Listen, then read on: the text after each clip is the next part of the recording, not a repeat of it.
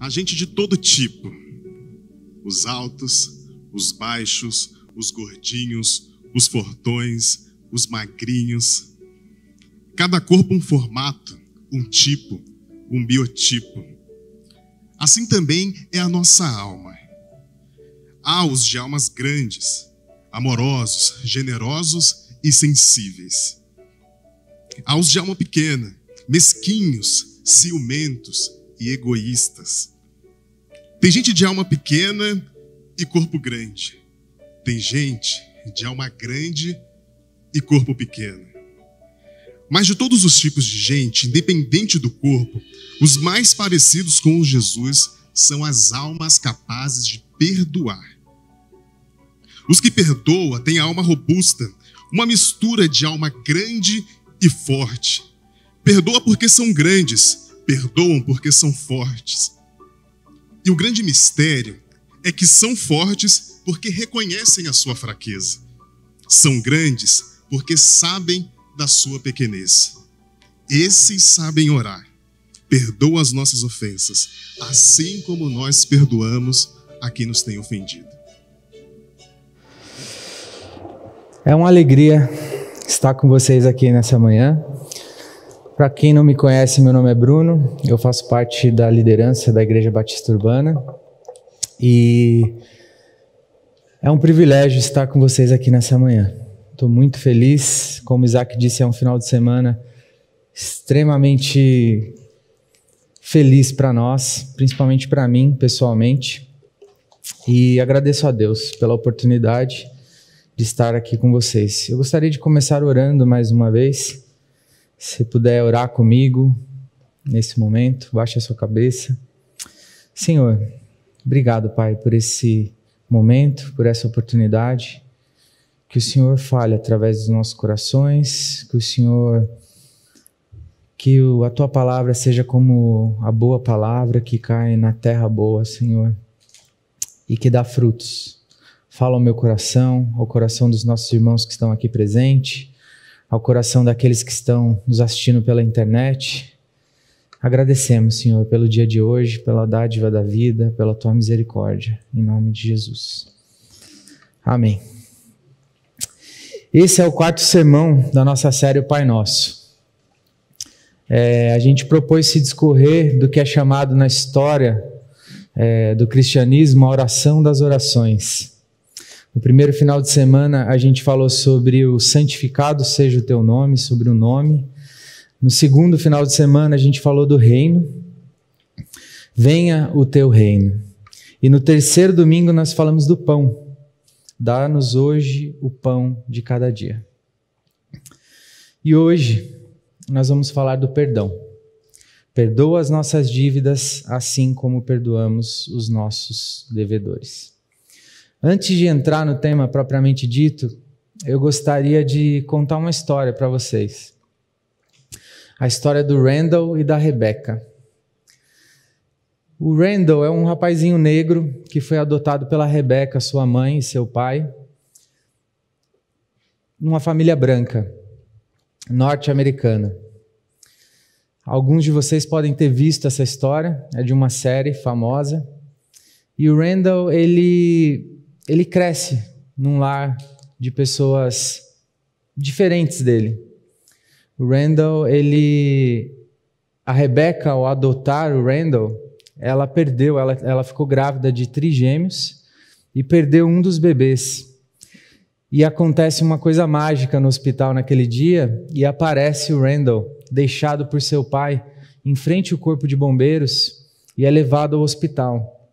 E nesse momento acontecem ali algumas coisas e a Rebecca, de uma tragédia da morte de um dos seus filhos, os trigêmeos, ela experimenta uma bênção. Ela sai do hospital ainda assim com 3 filhos. E isso é sensacional. Ela vai para casa muito feliz, passa por dificuldades que quem é pai aqui sabe, quem é mãe, o que a gente passa. Com trigêmeos eu não consigo nem imaginar como seria. E continua a sua vida. E o Randall cresce nesse lar, com a sua família, tem alguns percalços, porque ele é um pouquinho diferente dos seus irmãos, mas cada um tem a sua singularidade, cada um tem o seu dom, as suas aptidões. E com 36 anos de idade, o Randall descobre que a mãe adotiva dele, depois de muita busca pelos seus pais, Randall cresce e fica curioso. Quem são os meus pais biológicos? Querendo conhecer o seu pai, ele descobre que a mãe dele sabia quem era o pai dele desde que ele nasceu. E ele fica muito triste, decepcionado com a sua mãe. Naquele momento, toda a referência de mãe, de família que ele tinha, cai por terra abaixo. E ele começa a pensar, e ele faz uma lista. Num jantar de família, no dia das ações de graça, ele descobre o que aconteceu, porque ele descobre uma carta antiga do seu pai para sua mãe, que não era para ele ter tido acesso àquilo, e seu mundo desaba, e ele sai para pensar, vai para um chalé da família, e começa a fazer uma lista de todas as coisas que ele foi privado por causa da mentira e por causa daquilo que a mãe dele escondeu. E essa lista começa a ficar grande. E ele começa a fomentar aquele rancor, aquela angústia, aquela amargura, e começa a se perguntar por que a mãe dele fez aquilo, e fica durante um tempo muito triste, e remói aquilo, e de repente ele vai falar com a mãe dele, vai de encontro, bate na porta da casa da mãe dele, porque hoje ele já tem a sua família, já mora com a sua família, e quando a mãe dele abre a porta, ele olha no fundo dos olhos dela, e nesse momento ele resolve se colocar no lugar da mãe, através de um momento de empatia, ele resolve a perdoar. A única coisa que ele fala, ele joga essa lista fora e diz: deve ter sido muito difícil para você guardar esse segredo por todos esses anos. Se colocando no lugar da mãe, ele perdoa e segue. E nesse momento a sua situação, seu relacionamento com a sua mãe é restaurado. Eu queria que você guardasse essa história, porque ela tem muita coisa em comum do que a gente vai conversar hoje. E no final a gente vai voltar nela.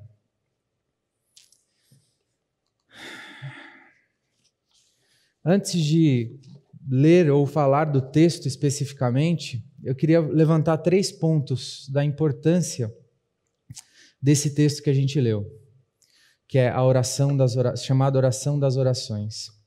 Primeiro, qual que é a razão de Cristo ensinar essa oração aos seus discípulos e, consequentemente, a mim e a você? O que a gente vê aqui nada mais é do que Cristo estabelecendo um modelo. Cristo não diz, use exatamente essas palavras, mas ele diz, orem assim, ou dessa forma.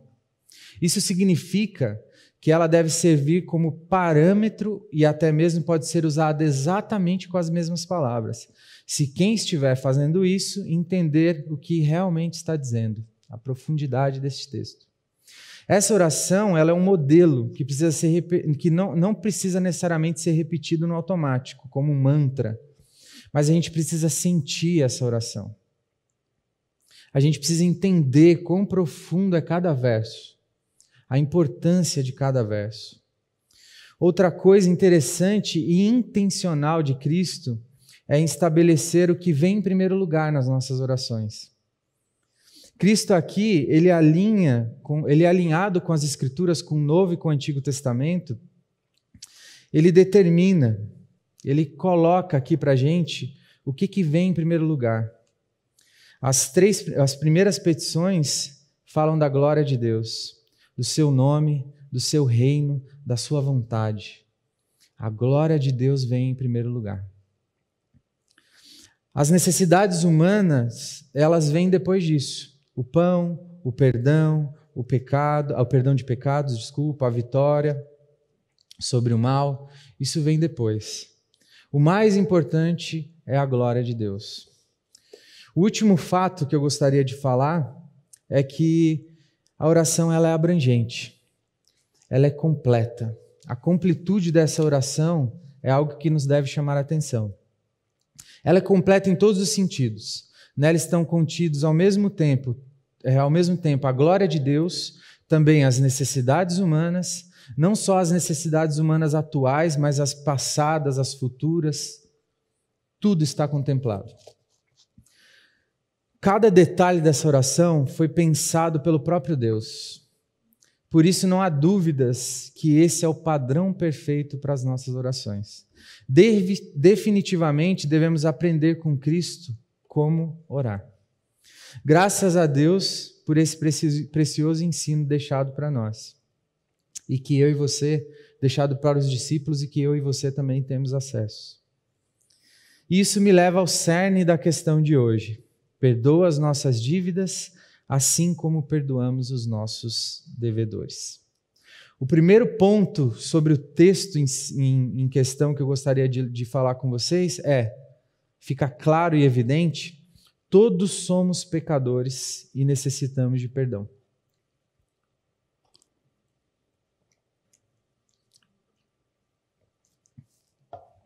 Se a gente necessita de pedir perdão, certamente é porque a gente peca. No Salmo 51, no versículo 5 diz assim: Eu nasci em iniquidade, e em pecado minha mãe me concebeu. Todo homem nasce em pecado, e é impossível para ele escolher não pecar, a não ser que ele seja resgatado dessa condição pelo sangue de Cristo. É o que a palavra diz em Romanos 5,15. Entretanto, não há comparação entre a dádiva e a transgressão. De fato, muitos morreram por causa da transgressão de um só homem. Mas a graça de Deus, isto é, a dádiva pela graça de um só, Jesus Cristo, transbordou ainda mais para muitos. Através da graça de Deus, e tão somente por ela, eu e você podemos dizer não ao pecado. Mesmo assim, nós estaremos em constante santificação, errando e pecando todos os dias, até que venha novamente Cristo e encerre a boa obra que Ele começou em nós. A arrogância de achar que eu não preciso de perdão ou que existe algo bom em mim é o que me faz não querer perdoar o meu próximo.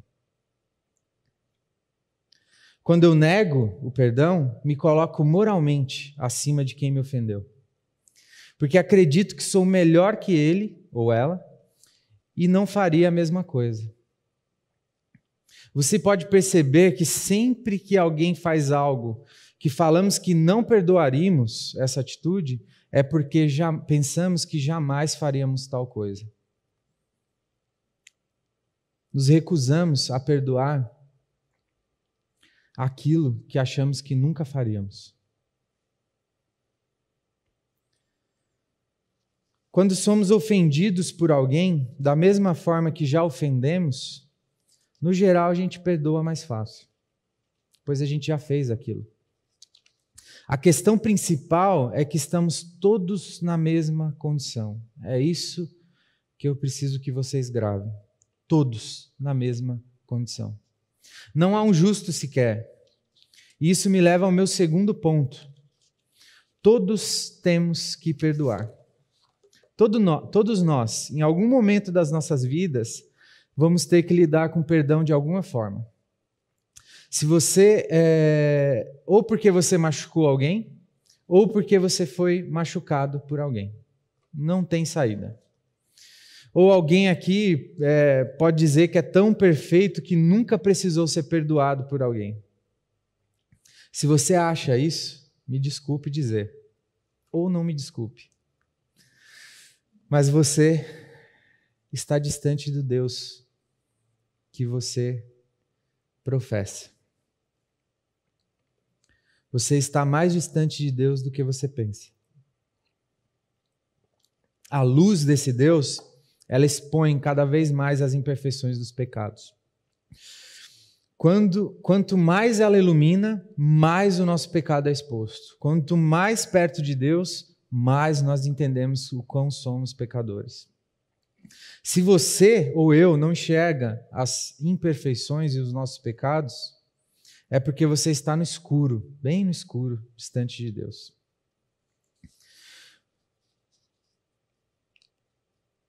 Você precisa perdoar e ser perdoado. Eu preciso perdoar e ser perdoado. Não existe casamento perfeito, não existe amizade perfeita. Nenhum relacionamento interpessoal nessa vida terrena é capaz de sobreviver sem que haja perdão. Nenhum relacionamento é capaz de sobreviver caso não haja perdão.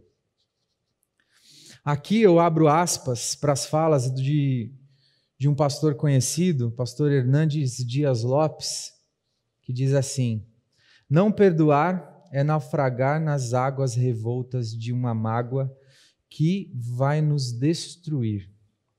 Não existe outro caminho para a falta de perdão senão o naufrágio. Ninguém perdoa porque é bonzinho. Perdão é fruto da graça de Deus. Por isso devemos pedir para que Ele nos ajude a perdoar. Em algum momento, cristão ou não, se você experimentou o perdão, você experimentou da graça de Deus. Quer seja ela específica ou geral, você experimentou da graça de Deus. Em Marcos 11, 25 diz assim, prestem atenção: e quando estiverem orando, se tiverem alguma coisa contra alguém, perdoem-no, para que também o Pai Celestial perdoe os seus pecados. Mas se vocês não perdoarem, também seu Pai que está nos céus não perdoará os seus pecados. Vamos entender melhor isso? A oração eficiente, ela pressupõe um coração amoroso. A pessoa que ora, ela deve estar ansiosa e despojada por perdoar. E despojosa por perdoar. Se a pessoa não tem essa disposição, ela não tem o direito de assumir que as suas próprias transgressões foram perdoadas. Quantas vezes eu devo perdoar, então? Efésios 4,32 diz assim: sejam bondosos e compassivos uns para com os outros, perdoando-se mutuamente, assim como Deus os perdoou em Cristo.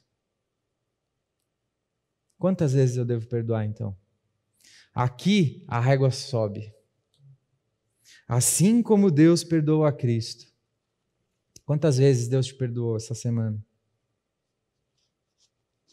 Quantas vezes Deus te perdoou durante a sua vida?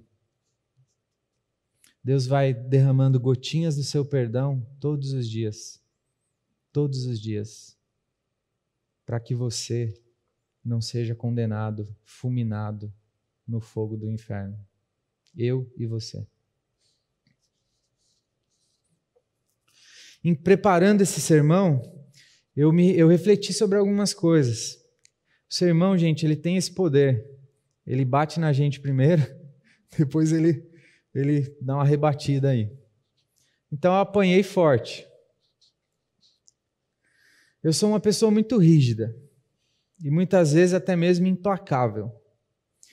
Comigo e com as pessoas que estão ao meu redor. E quem sofre isso é quem a gente mais ama. Quem mais sofre é quem a gente mais ama.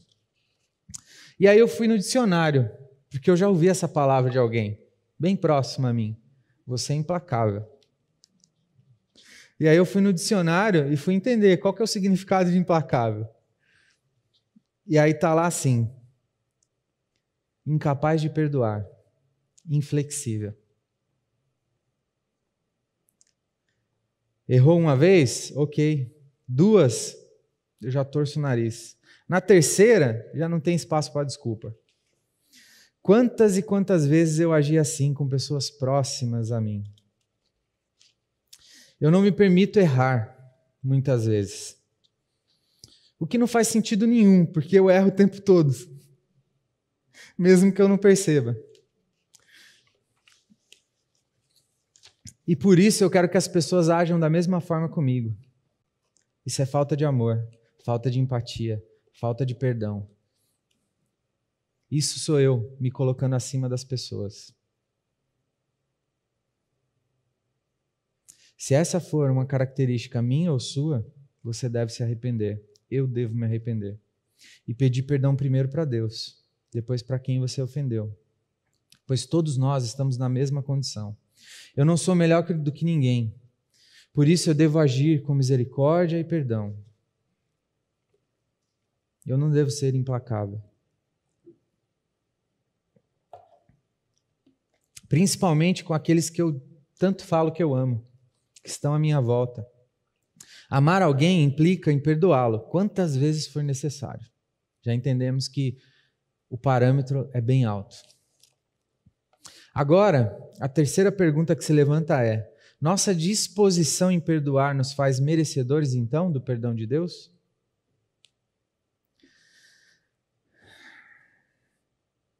A disposição de perdoar, assim como a fé, são condições que devem ser reunidas e exercidas caso a salvação e seu componente, o perdão, sejam recebidos. Nós devemos crer, nós devemos perdoar. Deus não faz essas coisas em nosso lugar. Entretanto, é Deus quem planta em nosso coração a semente da fé e da disposição perdoadora. Eu vou ler de novo. É Deus quem planta em nosso coração a semente da fé e da disposição perdoadora. Em Mateus 18, 23, tem uma história bem conhecida por todos nós, do servo impiedoso. O texto diz assim: por isso, o reino dos céus é como o rei que desejava acertar as contas com seu servo.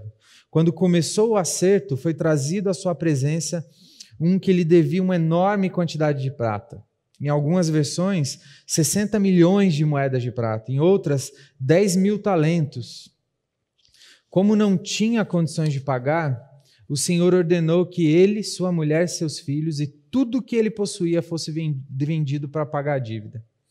O servo prostrou-se diante dele e implorou: tenha paciência comigo, eu te pagarei tudo. O senhor daquele servo teve compaixão dele e cancelou a dívida e o deixou ir. Mas quando esse servo saiu, ele encontrou um dos seus conservos, que lhe devia 100 denários. Agarrou ele pelo pescoço, começou a sufocá-lo, dizendo: pague-me o que me deve. Então o seu conservo caiu de joelhos e implorou: tenha paciência comigo, eu pagarei você. Mas ele não quis, antes saiu e mandou lançá-lo na prisão até que pagasse a dívida. Quando outros servos, companheiros dele, viram o que havia acontecido, ficaram muito tristes e foram contar ao seu senhor tudo o que havia acontecido. Então o senhor chamou o servo e disse: servo mau, cancelei toda a sua dívida porque você me implorou. Você não devia ter misericórdia com seu servo, como eu tive com você? Irado, seu senhor entregou aos torturadores até que pagasse tudo o que devia. Assim também fará o meu Pai Celestial a vocês, se cada um de vocês não perdoar de coração o seu irmão. Devemos perdoar, gente. A gente não deve agir como servo mau. A gente não deve ser impiedoso. Já fomos perdoados de uma dívida impagável. Aqui, Jesus estabelece, ele tenta quantificar algo inquantificável. Ele fala um número astronômico, hiperbolicamente inalcançável. Ele quer dar o exemplo que o preço que foi pago por nós, a gente não conseguiria pagar, mesmo que vivesse 150 mil anos. E já que fomos pagos de uma dívida tão grande, por que a gente não perdoaria uma ofensa? Por que você não perdoaria uma ofensa do seu filho, da sua esposa, da sua mãe, do seu pai, de quem quer que seja? É pertinente a gente mencionar que a nossa disposição em perdoar nos afasta, a nossa indisposição de perdoar nos afasta de Deus, nos torna crentes amargurados, infelizes, ingratos. No livro Escolhendo o Perdão, a autora Nancy fala sobre uma mulher que disse as seguintes palavras para ela: minha vida cristã está no piloto automático. Por causa de tudo que sofri, empurrei Deus para fora e agora só cumpro rituais. A falta de perdão, irmãos, nos leva para uma vida de amarguras. Uma vida de amargura nos faz empurrar Deus para fora e nós nos transformamos em cristãos de rituais. Se você se identifica com essa situação, se eu me identifico com essa situação, nós devemos nos arrepender dos nossos pecados, pedir perdão para Deus. O nosso Deus é um Deus vivo, pessoal, e quer um relacionamento íntimo e real com você. É muito triste viver uma vida cristã apenas de aparência. ligada no automático, sem experimentar esse Deus vivo, suas bênçãos, aquilo que Ele quer fazer em você.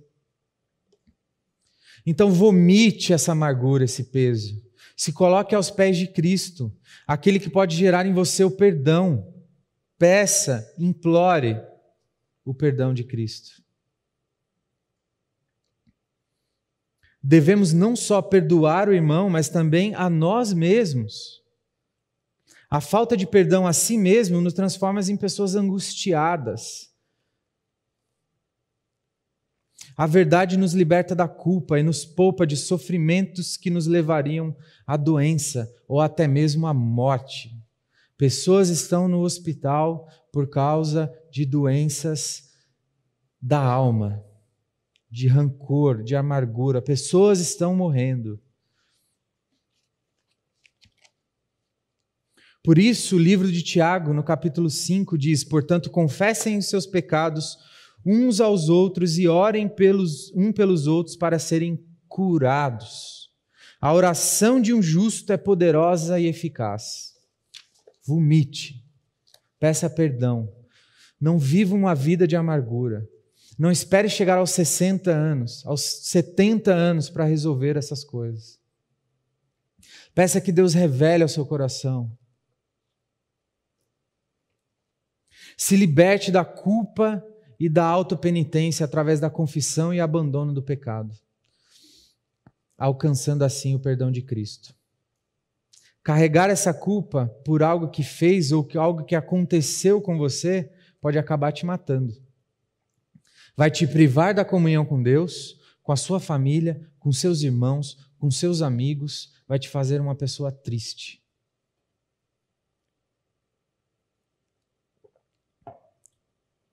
Isso me leva para mais uma historinha. No seminário, um dos meus professores me contou uma história e eu nunca mais esqueci. Em uma aula, eu sou ruim de memória para lembrar nomes e algumas coisas, mas eu tenho quase certeza que foi numa aula de prática do pastorado. E aí esse professor ele trazia coisas muito práticas da vida dele, de não sei quantos anos de ministério. Ele contou a história de um senhorzinho, se eu não me engano, asiático, que começou a frequentar a sua igreja calado. Ele vinha, sentava aqui no banquinho da frente e ficava só ouvindo. Não gostava muito de crente, mas a sua família estava vindo ali na igreja, ele vinha com a família, sentava e ficava ouvindo. Isso foi acontecendo, semana após semana, semana após semana, semana após semana.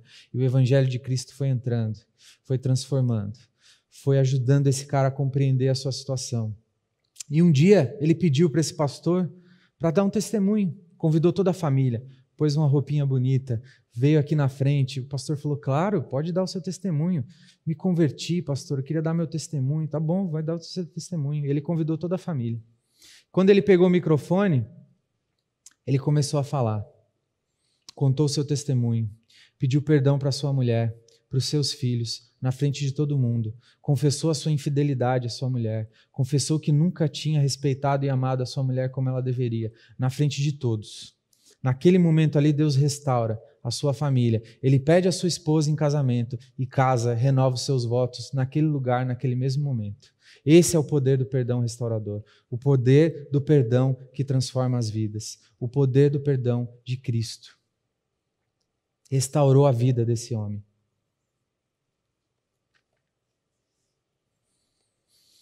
Para quem não conhece Cristo, o perdão pode parecer uma fraqueza. Deixar alguém levar vantagem. Já ouviu essa expressão? Eu não vou pedir perdão para ele. Ele que errou comigo. Ou eu estava certo. Esse cara só quer levar vantagem. A própria morte de Cristo na cruz pode parecer uma derrota.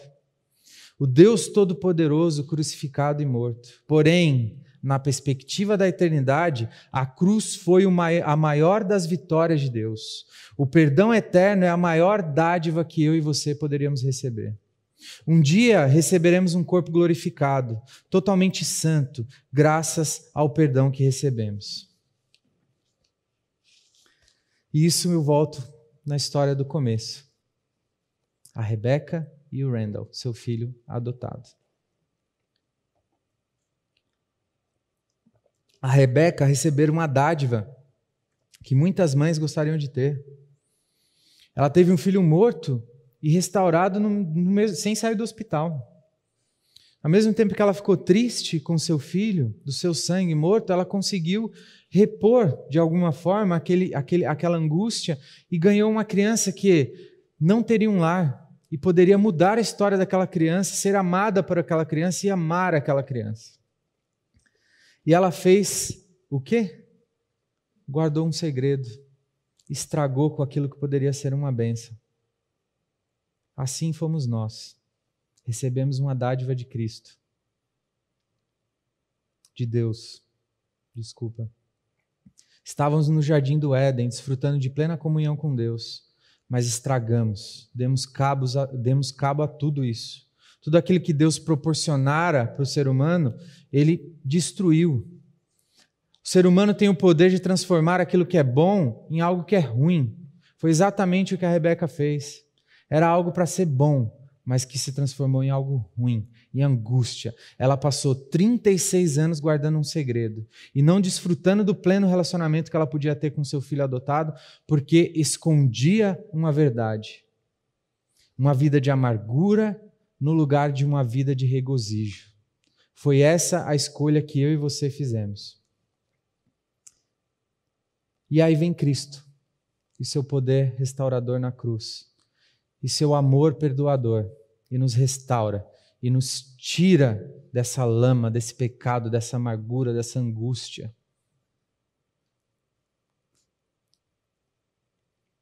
E o Randall bate na porta dela e fala,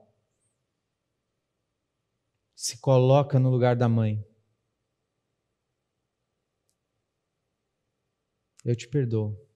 Deve ter sido muito difícil guardar esse segredo. E Cristo morre em nosso lugar e diz, está perdoado. Gotinhas de perdão vão ser colocadas na sua vida, dia a dia, para que você chegue lá. E um dia que você chegar lá, você experimentará da plena justificação, da plena santificação. Graças àquele que pagou o preço, aquele que nos salvou da ira de Deus, e tão somente dela. Graças àquele que viveu uma vida de homem de dores, escolheu não somente se entregar, mas cumprir tudo o que era preciso em nosso lugar. Graças a Cristo encontramos o mais profundo perdão que existiu. Perdão de pecados, e esse só um tem a prerrogativa de conceder. Graças a esse perdão, Deus se torna propício a nós novamente. Graças a esse perdão, seremos plenamente santos e teremos um corpo glorificado na segunda vinda de Cristo. Não consigo, de verdade, irmãos, eu não consigo imaginar o quanto é difícil em algumas situações perdoar alguém. Um pai ou uma mãe que enterra um filho morto por traficantes, por algum motivo. Um homem ou uma mulher que foram traídos. O filho que é vítima do abuso daqueles que deveriam protegê-lo. Aqueles que são vítimas de uma falsa religião que deveria transmitir um amor perdoador, mas está sendo usada como arma de Satanás para destruir a vida deles. Como será que é difícil uma pessoa perdoar alguém assim?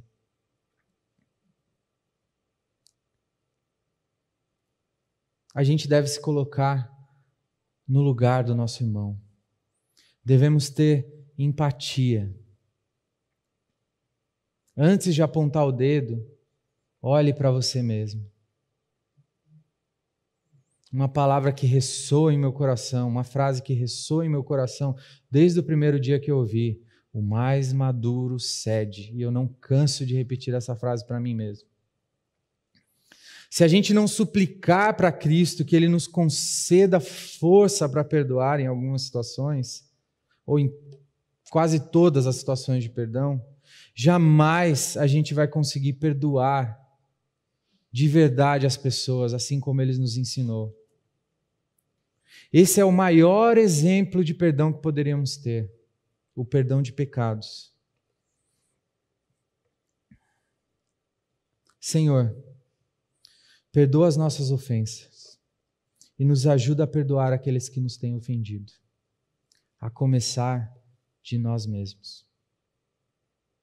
Baixe a sua cabeça. Vamos orar. Senhor, nos ensina, Senhor, a entender e a ter consciência da nossa situação, Pai. Do quão egoístas nós somos, pecadores nós somos. Sonda o nosso coração, Pai querido. Eu peço que o Senhor sonda o coração de cada um aqui presente. Mostre para ele, Senhor, coisas escondidas, amarguras, pecados, problemas que precisam vir à tona, precisam ser perdoados ou pedir perdão. Sonda o coração de cada um. Traz a evidência, Senhor. Expõe a ferida para que ela seja curada, Pai. Dá força, Senhor, para eles, Senhor, para que eles peçam perdão, para que eles perdoem, para que eles não vivam uma vida no piloto automático, Senhor. A vida cristã nos reserva muito mais que isso, Pai. Nos ajuda a entender a nossa condição humana, o sacrifício de Cristo na cruz por nós. Nos ajuda, Senhor, a entender a seriedade, Senhor, e o quão isso é importante, Senhor, para nós, Pai. Nos perdoa, Senhor, dos nossos pecados. Nos ajuda a perdoar os nossos irmãos que têm nos ofendido, Senhor.